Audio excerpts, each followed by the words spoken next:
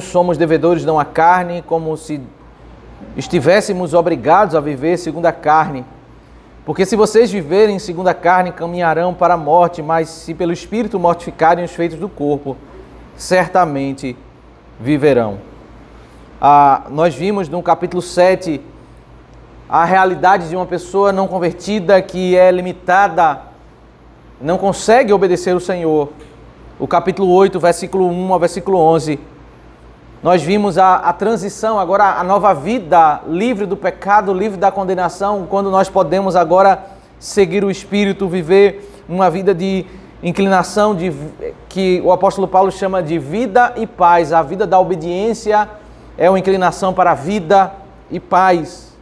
Nós não estamos na carne, mas no Espírito, porque todos os crentes têm o Espírito e são guiados pelo Espírito de Deus. É isso que o apóstolo Paulo fala do verso 1 ao verso 11. E nós somos guiados porque nós somos ressuscitados com Cristo.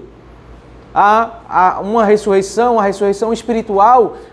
O Senhor gerou em nós um novo homem, refeito em justiça. Então, o que há em nossas vidas não é a mesma pessoa antes da conversão. Não há um ser perfeito, nós não somos perfeitos, mas também nós não somos aquela mesma pessoa antes da conversão. O Senhor transformou e ainda está transformando as nossas vidas.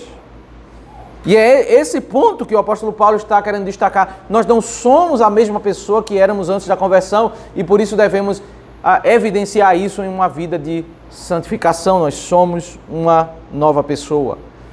Esse texto, nós temos duas grandes seções, o verso 12 e 17 agora, ele vai falar sobre as marcas dos filhos de Deus.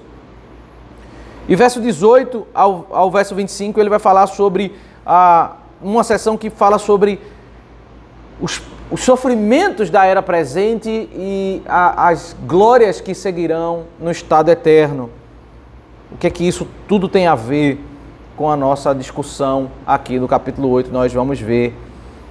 Primeiro, vai ficar muito claro que ele vai transitando sobre figuras, né? Ele apresentou a figura de um casamento, como se nós fôssemos a esposa no capítulo 7, e agora ele transita a figura, agora nós somos filhos.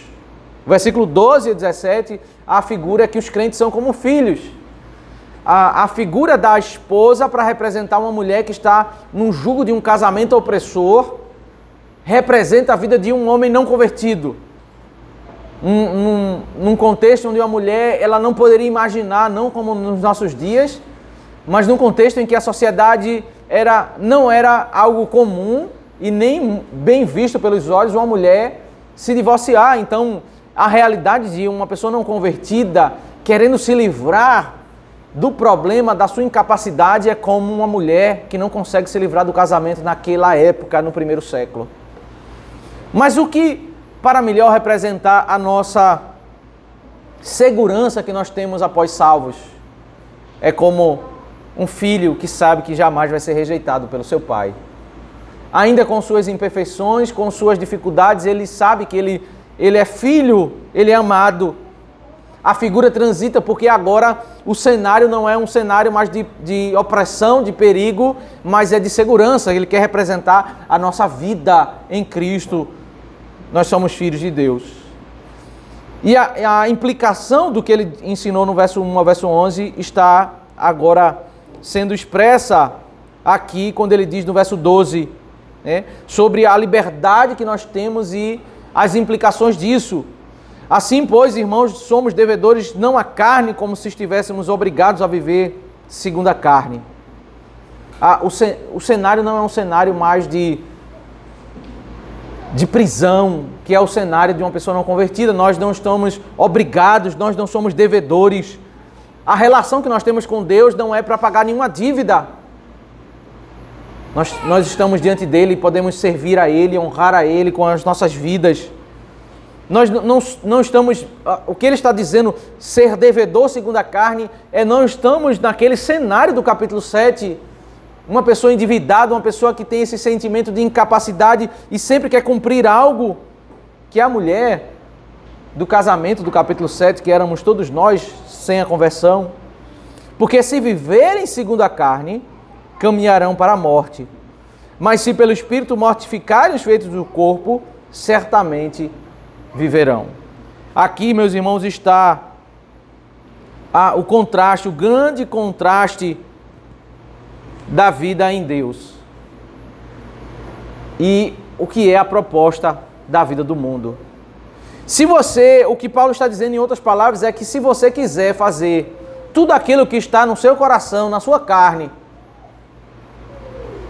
se você seguir por esse caminho, você vai seguir pelo caminho da morte. Morte aqui, capítulo 7, capítulo 8 é angústia, sofrimento, aquilo que é o prenúncio da condenação eterna. Se você seguir pelo caminho da desobediência, você vai caminhar para o sofrimento. Se você seguir para o caminho de fazer tudo aquilo que você quer, você vai encontrar sofrimento. Mas se você mortificar os feitos do corpo, certamente você vai viver. O contraste é o seguinte: se você quiser achar que a vida feliz é fazer tudo que está no seu coração, você vai encontrar a tristeza. Se você renunciar o desejo do seu coração, e aí ele usa, perceba que o paralelo dele, para falar sobre renunciar o desejo do seu coração, ele fala mortificar a sua carne. Você vai encontrar vida. Em outras palavras, o paralelo dele é: se você quiser ter vida, você vai encontrar morte. Se você quiser morte, você vai encontrar vida. Se você quiser ter a vida que o mundo diz que é vida, essa vida feliz, carnal, você vai encontrar o quê? Tristeza, morte. Se você quiser renunciar o desejo do seu coração, mortificar os feitos do corpo, é assim que você vai encontrar a verdadeira felicidade. Isso está muito claro no ensino de Cristo, que o caminho de Deus é um caminho da renúncia. Renunciem a si mesmo. Neguem-se a si mesmo. Esse é o chamado da palavra de Deus, esse é o chamado. A Bíblia nunca diz: faça tudo o que você quer, tudo aquilo que está no seu coração e você vai ser feliz. Que as pessoas dizem hoje, né? A palavra de Deus é: negue-se a si mesmo e me siga. O caminho da alegria, meus irmãos, ele é proporcionalmente contrário ao caminho proposto pelo mundo. Busque a felicidade. Faça tudo o que você quer. O mundo diz: e você será feliz. A Bíblia diz: busque tudo o que você quiser e você encontrará a morte. Por outro lado, se você quer ser feliz, há o caminho da renúncia. Por isso, meus irmãos, a proposta desse mundo caído para tentar reanimar os angustiados é completamente fora de bom senso, de um entendimento de que, como se fosse um caminho sábio, você convocar uma pessoa ao arrependimento neste mundo.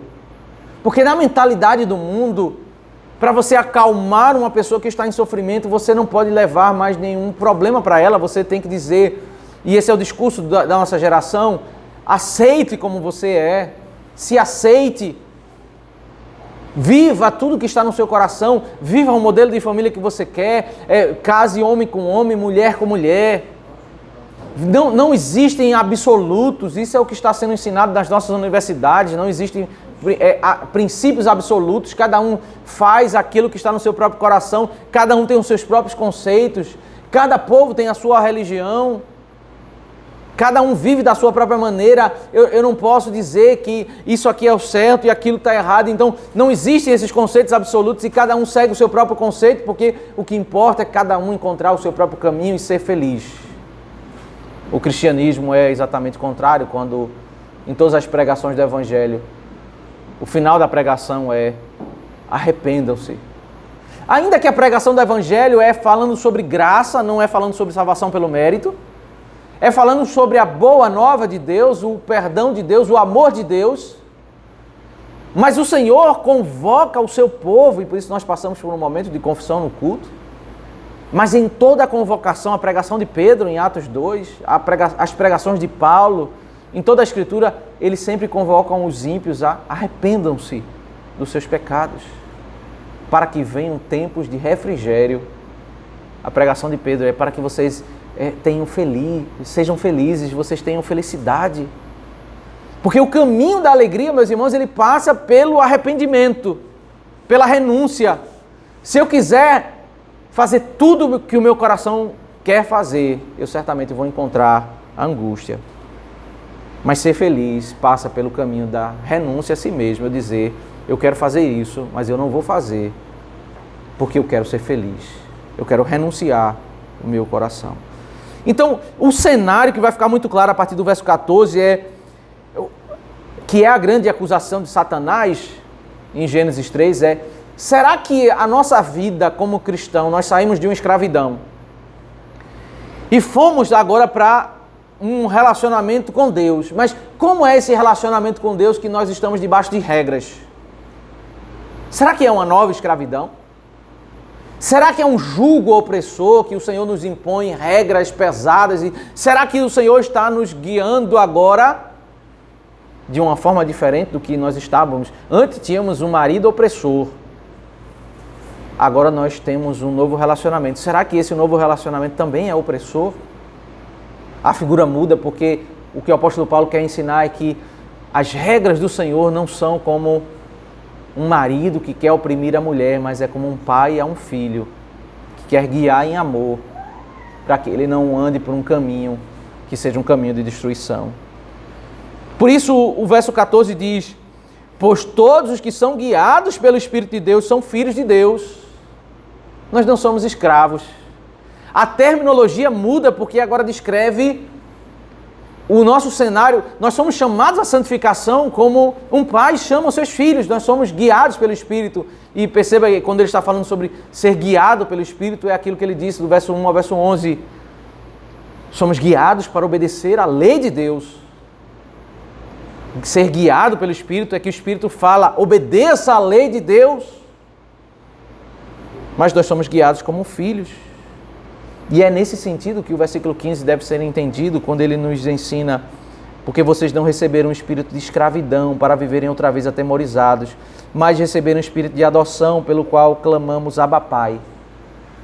Nós agora nesse estado, nós olhamos para a lei de Deus não como escravos. O nosso olhar para a mesma lei, mas o nosso olhar não deve ser como alguém que está olhando para a lei como alguém endividado, mas nós clamamos, tratamos o Senhor como Pai. Não estamos em um medo de sermos rejeitados. Ainda que nós somos chamados para a santificação, somos chamados para a obediência, nós sabemos claramente que apesar das nossas imperfeições, o Senhor não vai nos rejeitar. Nós não estamos em um estado de medo, de pavor, diante do chamado da santificação. Ainda que nós vivemos terrivelmente, há igrejas em nossos dias que dizem assim: se você não fizer isso, isso e isso, você vai perder a sua salvação. É de fato um cenário de temor. As pessoas ficam apavoradas, as pessoas dizem: eu estou salvo, eu perdi minha salvação. Eles ficam em crise. Eles entram em profunda angústia quando eles cometem algo errado, porque eles se sentem rejeitados por Deus. Eles não conseguem nem orar, porque na teologia deles, na mentalidade deles, Deus rejeitou eles. Mas o que o apóstolo Paulo está dizendo é que nós somos filhos. Nós não estamos mais desse sentimento que estávamos antes da conversão, quando o nosso coração dizia para a nossa mente que a nossa salvação seria pelas obras. E a pessoa que confia na salvação pelas obras, ela fica nessa crise. Quando ela acerta alguma coisa, ela se sente bem. Mas quando ela erra, ela entra em profunda crise. Mas nós somos filhos, nós não vivemos debaixo desse pavor. Acertamos, erramos, mas nós não seremos rejeitados pelo Senhor. O Senhor nos chama à santificação não como uma imposição de medo que se nós não cumprirmos nós seremos rejeitados. Esse pavor não é próprio da vida dos filhos.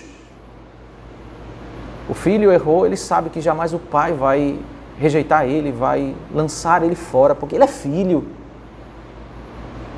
A figura retrata muito bem. Nós clamamos Abba Pai. Nós temos essa intimidade com Deus. O Senhor nos chama para a santificação. Nós tentamos ser santos, mas quando nós dialogamos com Ele, sabemos que o Senhor não vai virar o rosto para nós. O Senhor vai nos ouvir. O Senhor vai nos ajudar e nós vamos caminhar em santificação com Ele. Aqui, meus irmãos, a partir do verso 16 e verso 17, ele vai aprofundar esse conceito da nossa segurança em Deus, em meio ao chamado da santificação. Nós estamos seguros dele, nós não seremos rejeitados, e uma das evidências dessa segurança, ainda que não é o fundamento da nossa segurança, mas certamente é uma das evidências, é que nós temos experiências com Deus. É verdade que em nossa geração as pessoas, e na história também fizeram isso, as pessoas abusam isso. Existem igrejas e cultos que são fundamentados exclusivamente na experiência. As pessoas contam seus testemunhos de vida, contam as suas histórias. E por isso é tão importante ler o Salmo 15 sabendo que ele não está falando da gente, porque a gente é tendencioso a ler o Salmo 15 e dizer, opa, Deus está falando como eu sou bom. Mas quando a gente estuda a Bíblia, a gente entende, o Salmo 15 não fala de nós, o Salmo 15 fala de Cristo. No culto não é a nossa história que deve ser contada, é a história de Cristo. Nós temos 6 dias para contar o nosso testemunho, a nossa história uns para os outros. Isso é uma bênção, mas no culto é a história da redenção, a história de Cristo. Existem movimentos em que as pessoas enfatizam tantas experiências particulares, né? As experiências pentecostais, as experiências que cada um tem, experiências com Deus, as experiências que as pessoas dizem que estão tendo com Deus, e colocar isso como centro da adoração, isso é um equívoco. Porque quando nós fundamentamos a nossa vida, as nossas experiências, nós estamos lidando com aquilo que nós estamos vivenciando e não com aquilo que é a santa palavra de Deus. E às vezes a minha experiência que aconteceu comigo não necessariamente vai acontecer com o meu irmão. E às vezes eu quero fazer da minha experiência um padrão, como se isso fosse a verdade, e esse é um caminho certamente que vai me trazer problemas. Mas por um outro extremo, nós não podemos dizer que a vida cristã é sem experiências. E é isso que o apóstolo Paulo quer afirmar aqui, que de fato, meus irmãos, nós temos experiências com Deus. E aqui existem 2 tipos de experiências. Primeiro, o verso 16 diz, o próprio Espírito confirma ao nosso espírito que somos filhos de Deus. O próprio Espírito confirma ao nosso espírito que nós somos filhos de Deus.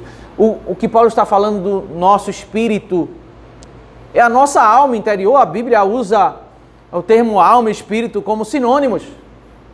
O Espírito de Deus, ele fala com o nosso ser interior. A vida cristã não é um relacionamento puramente intelectual, nós sentimos a presença de Deus.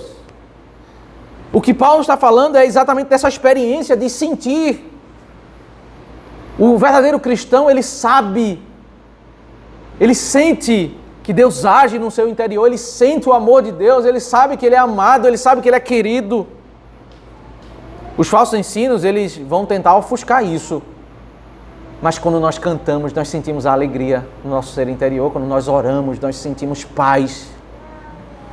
Nós sentimos algo diferente do que era a nossa vida antes da conversão. Aquele vazio, aquela dor, aquele sentimento que você não consegue explicar para uma pessoa que não conhece a Cristo.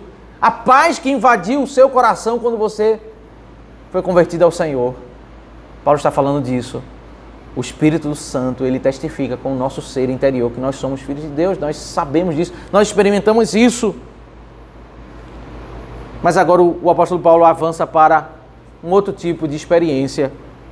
E se somos filhos, somos também herdeiros, herdeiros de Deus e co-herdeiros com Cristo, se com Ele sofremos, para que também com Ele sejamos glorificados. A segundo tipo de experiência, além dessa confirmação no nosso ser interior, é que nós herdamos, temos uma herança. O filho, ele tem uma herança, perceba como ele transita dos temas, a filiação que me dá segurança e a filiação que me dá uma herança. Mas que tipo de herança é essa? Essa herança lida com 2 questões. Lida com um problema e lida com um benefício. O fato que ele quer destacar é que esse versículo 17, ele faz a porta de transição para o segundo bloco, verso 18 ao 25. Ele é o ponto de contato para explicar por que nós sofremos nesse mundo. Se nós somos crentes, somos filhos amados, somos perdoados, por que ainda assim sofremos nesse mundo? Ele está dizendo porque nós temos uma herança. Nós herdamos os sofrimentos de Cristo e nós herdamos a glória do porvir. O fato que nós vamos viver nesses dias desse mundo, nós não vamos pagar a nossa dívida, mas o Senhor nos uniu a Cristo e nos fez seguir pelo a mesma trajetória que Cristo teve. Ele sofreu e entrou na glória, sem sofrimento. Nós vamos sofrer neste mundo e vamos entrar na glória, sem sofrimento.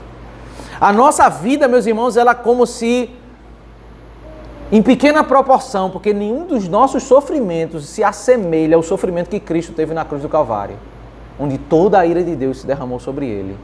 Então, todo o sofrimento que eu venha passar nessa vida, você venha passar nessa vida, ele é menor do que o que Cristo sofreu na cruz do Calvário.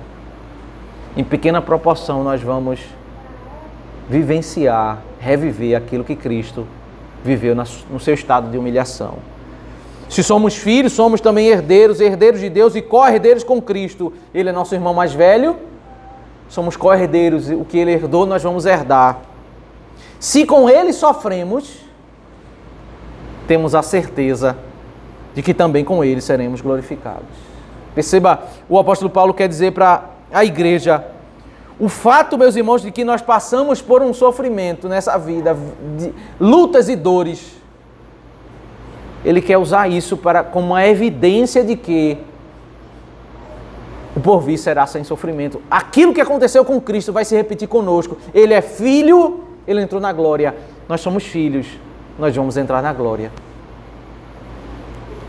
Ele vai, a partir dessa verdade de que nós somos filhos, ele vai buscar na obra de Cristo um consolo para o seu coração, porque a tristeza, meus irmãos, nós podemos saber que na eternidade nós estaremos livres da tristeza, mas como lidar com o sofrimento hoje? O sofrimento nos traz dores, nos traz angústias.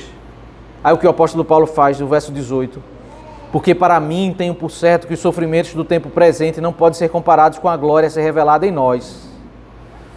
É verdade, meus irmãos, que nós podemos encontrar na palavra de Deus consolo para lidar com as nossas lutas, as nossas dores, os nossos pesares, as nossas privações desse mundo, as nossas doenças, perdas. Podemos encontrar na palavra de Deus. Mas todo o consolo que nós vamos encontrar na palavra de Deus diante desse mundo caído é um consolo parcial. Não é um consolo pleno. E a comparação que o apóstolo Paulo faz não é assim, eu estou sofrendo hoje, mas eu sei que mês que vem tudo vai mudar e eu vou ser uma pessoa feliz. Ele não faz esse tipo de comparação como as pessoas, a teologia da prosperidade faz, né? Nós estamos num problema e nós vamos fazer algo para resolver esse problema aqui. Você vai ser um vitorioso aqui.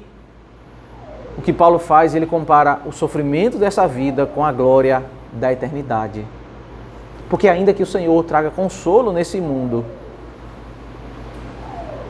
a satisfação plena, a alegria plena só estará na eternidade. Então ele compara os sofrimentos desse mundo com a glória a ser revelada. Se eu estou sofrendo e isso traz dor ao meu coração, mas o que deve realmente, meus irmãos, plenamente, ainda que possamos colher consolos parciais, o que deve consolar o meu coração é eu saber que essas dores um dia vão ser findadas, nós vamos entrar na glória eterna. A glória a ser revelada. Então ele compara o sofrimento dessa vida com a glória do porvir.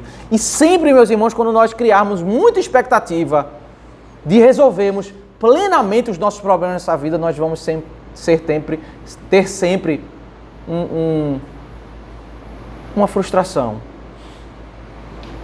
Não é que a vida é uma vida infeliz, é uma vida que tem vários momentos de felicidade. Mas se nós colocarmos o nosso coração para resolvermos todas as nossas dores e problemas nessa vida, nós seremos frustrados. Porque o nosso coração deve estar lá na glória. Ali certamente seremos totalmente felizes. E aqui ele faz uma coisa que, para tentar ilustrar isso, Paulo, como eu falei, as ilustrações de Paulo às vezes são complicadas, né? Ele tenta ilustrar para esclarecer e às vezes os recursos que ele usa são complicados, são difíceis. Ele vai usar uma ilustração para explicar esse conceito do verso 18, no verso 19 ao verso 22. Ele vai descrever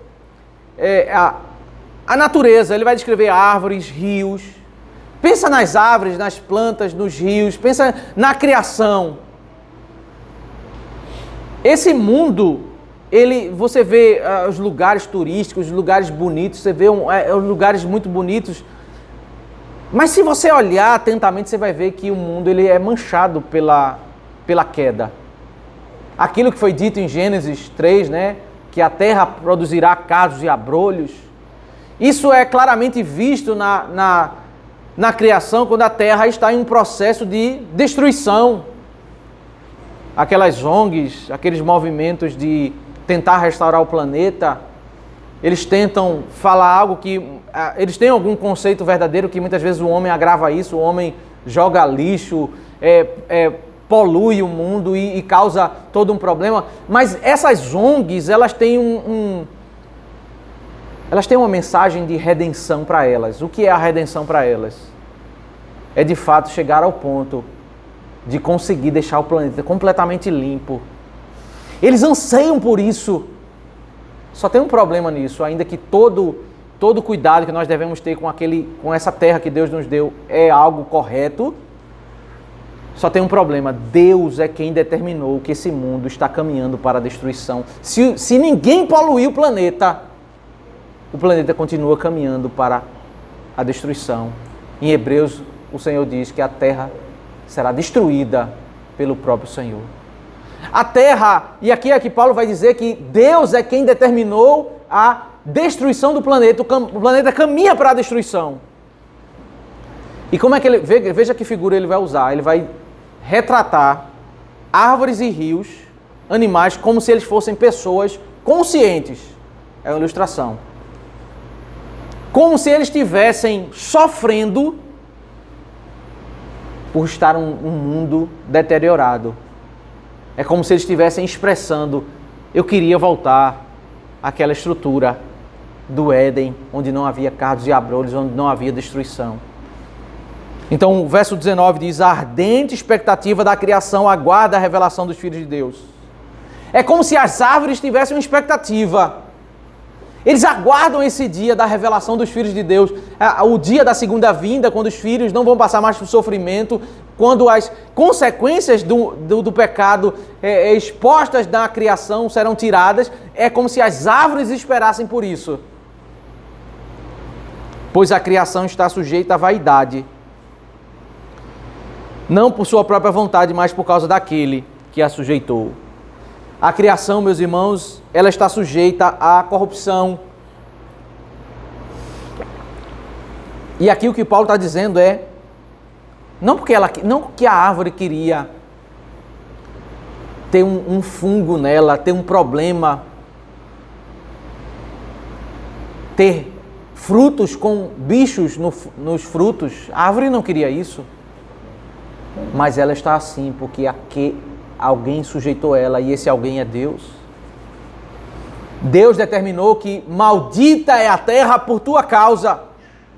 Malditas são as árvores, malditos são os animais, maldito é toda a criação. O ambiente do homem agora vai sofrer as consequências do pecado. A criação está esperando a segunda vinda. É como se eles tivessem esse desejo pela segunda vinda. Porque ela está corrupta, a árvore não é a mesma árvore antes do pecado, os frutos não são os mesmos, a beleza da criação, ainda que pode ser contemplada, ela não é a mesma beleza antes do pecado, porque o mundo foi mudado. Na esperança de que a própria criação será liberta do cativeiro da corrupção para a liberdade da glória dos filhos de Deus. Nós estamos estudando Isaías, e Isaías capítulo 11 explica muito bem isso que Paulo está dizendo aqui.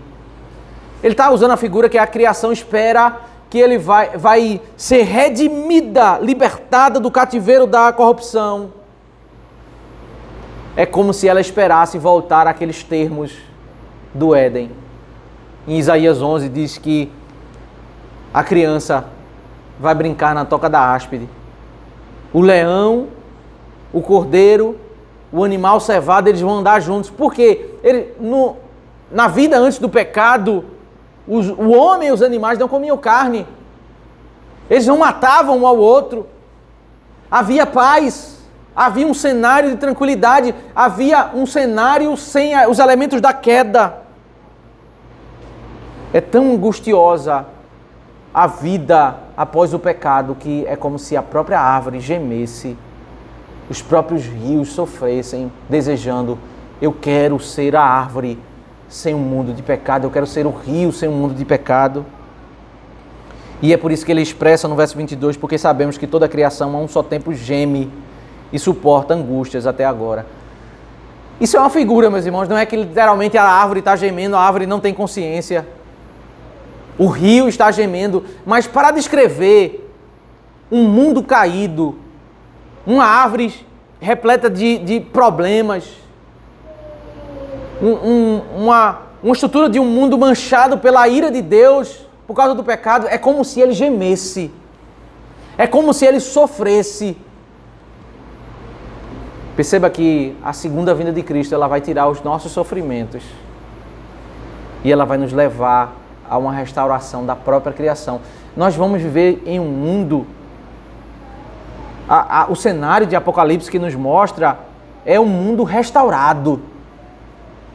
Nós vamos viver em casas, vai haver árvores, vai haver um cenário de um mundo restaurado e um mundo sem o pecado.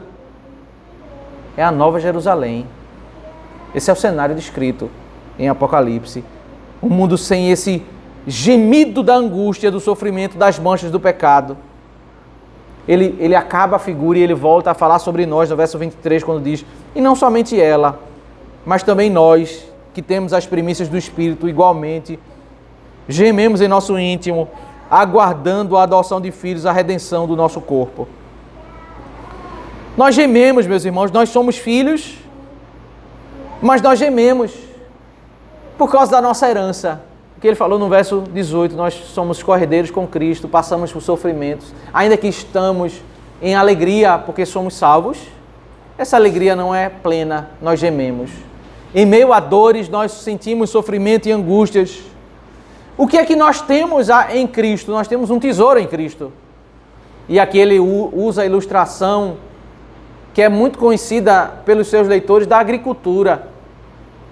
O trabalhador, ele iria lá plantar, colocar a semente, esperava um tempo e colhia os primeiros frutos, as primícias. Não era todos os frutos, eram os primeiros frutos, uma pequena parte. Depois ele aguardava mais um tempo, aí vinha a grande colheita, a grande safra. Então o Senhor está dizendo que o que nós colhemos, esse benefício que nós temos hoje como salvos, é apenas as primícias. Mas haverá um momento na segunda vinda de Cristo quando nós teremos a plena adoção. Nós somos filhos, mas a adoção do nosso corpo, nós teremos a grande colheita. Então nós, como crentes, nós temos esse misto de alegria e sofrimento. Somos alegres porque temos as primícias, temos a segurança. Quem colheu a primícia sabe que vai vir a grande safra. Mas nós ainda aguardamos a grande safra, a redenção do nosso corpo. Porque na esperança fomos salvos.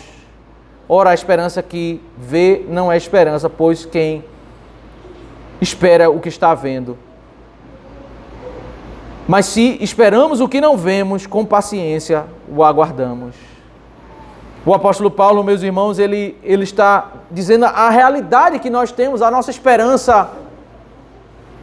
Ele está falando sobre a alegria do cristão em Cristo. Mas ao mesmo tempo ele traz uma palavra de ponderação. Nós não queremos dizer que a alegria do cristão é que nós não temos dores ou angústias. Nós temos dores. Nós não temos a mesma vida, a mesma tristeza que era da incredulidade. Mas a alegria que nós temos também não é alegria plena. Essa alegria plena será na glória do porvir. Existem, meus irmãos, a partir desse texto nós podemos tirar algumas conclusões. Existem, de fato, alguns sofrimentos que ocorrem por causa do pecado. Sofrimento que está diretamente associado a práticas pecaminosas. O primeiro grande sofrimento, que é o sofrimento do Éden, sofrimento para o mundo e sofrimento para o homem, foi por causa de um pecado que traz angústia, frustração, sofrimento no coração. O que o Paulo vem ensinando até agora é que a vida de alguém tomada de vícios, de carnalidade, é uma vida de sofrimento. Se você quiser ser feliz como o mundo define, você vai encontrar a vida mais triste que você vai ter. Se você quiser renunciar o seu próprio coração, você vai encontrar, de fato, a felicidade. A vida de sofrimento é uma vida de pecado, por causa do pecado.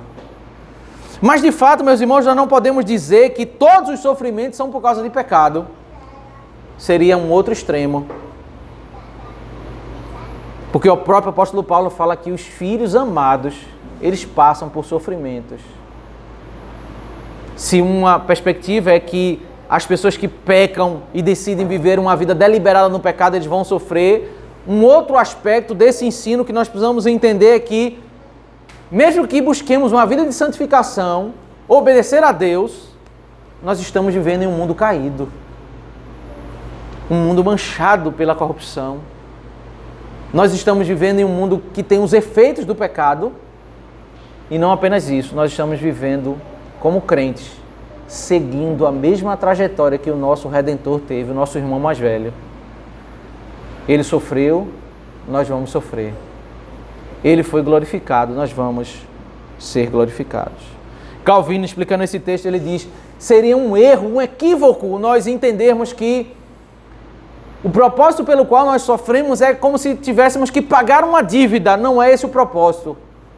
O propósito é a nossa união com Cristo. Paulo busca no sofrimento um motivo para trazer consolo à sua alma. Ele diz: se eu sofro, é porque certamente eu vou seguir o mesmo caminho que Cristo seguiu. Eu vou encontrar uma alegria plena. Ele sofreu e entrou na glória. Eu sofro, eu vou entrar na glória. O sofrimento, meus irmãos, jamais deve ser celebrado. O sofrimento deve ser algo que nós devemos orar para não passar por sofrimentos. Nós oramos para ter bênção e livramentos. Mas o que Paulo está ensinando é como reagir ante o sofrimento, algo que nós não podemos. Qual a nossa mentalidade que nós devemos ter? Paulo diz: é porque nosso Redentor sofreu. Nós passamos por sofrimento. E nesse sentido nós podemos nos comparar a Ele e saber que nenhum sofrimento que nós temos é semelhante ao que Ele teve.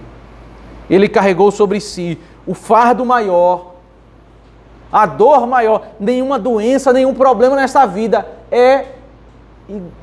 pode ser comparado em proporção àquilo que Cristo sofreu por nós. O nosso irmão mais velho.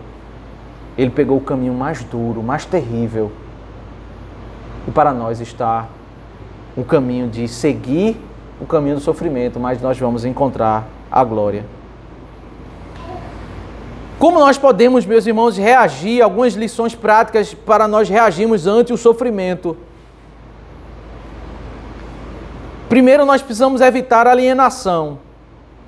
O meio evangélico, ele vive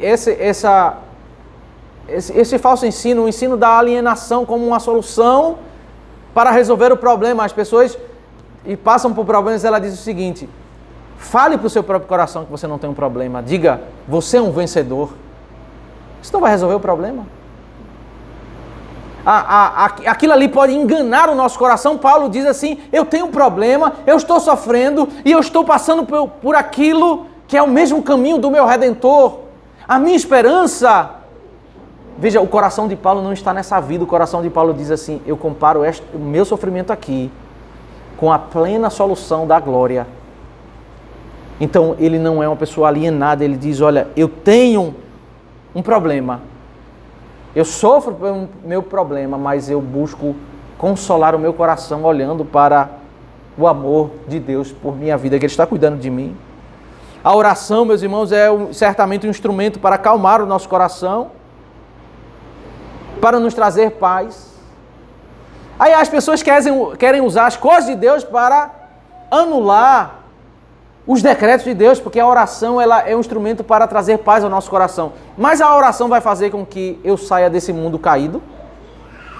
Eu vou entrar numa oração, eu vou orar e amanhã eu vou deixar de ser uma pessoa que pode ficar doente?